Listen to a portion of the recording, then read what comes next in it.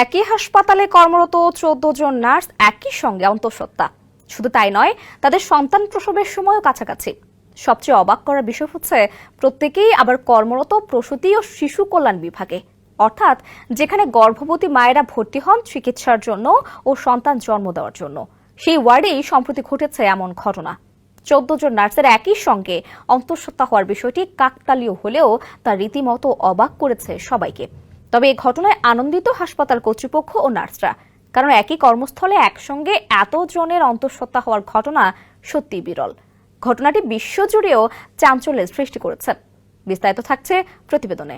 এখন যে কোনো ব্র্যান্ডের পুরাতন এসি বদলে নতুন ওয়ালটন এসিতে উপভোগ করুন 25% ছাড়। অবাক করার মতো এই ঘটনাটি ঘটেছে যুক্তরাষ্ট্রের উইসকনসিনের গ্রিন বে শহরের সেন্ট ভিসেন্ট হাসপাতালে। শিশুদের উন্নত চিকিৎসার জন্য এই হাসপাতাল সুপরিচিত।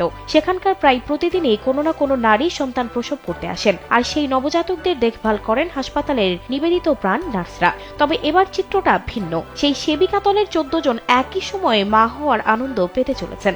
হাসপাতাল কর্তৃপক্ষ বিজ্ঞপ্তি প্রকাশ করে এই ঘটনার কথা জানিয়েছেন। যুক্তরাষ্ট্রের সংবাদ মাধ্যম USA টুডের প্রতিবেদনে জানা যায় এমন তথ্য। হাসপাতালের এক কর্মকর্তা এই ঘটনাকে অবিশ্বাস্য বলে অভিহিত করেছেন। এখানে অনেকে রয়েছেন যারা প্রথমবারের মতো মাতৃত্বের অভিজ্ঞতা পেতে যাচ্ছেন। অন্য নার্সরাও তাদের জন্য খুবই উৎসাহিত। আর হাসপাতালে নার্সদের মধ্যে সম্পর্ক খুবই গভীর। তারা একে অন্যের সাথে নিজেদের পূর্ব অভিজ্ঞতাও শেয়ার করছেন। হাসপাতালের ওই কর্মকর্তা জানান, তিনি অত্যন্ত আনন্দিত যে তারা একই সময়ে এই অভিন্ন অভিজ্ঞতার মধ্য দিয়ে যাবেন এবং একে অপরের পাশে থাকবেন।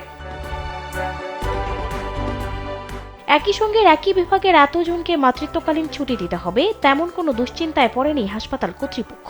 বরং ঘটনাটিকে অত্যন্ত ইতিবাচক দৃষ্টিতে দেখছেন তারা।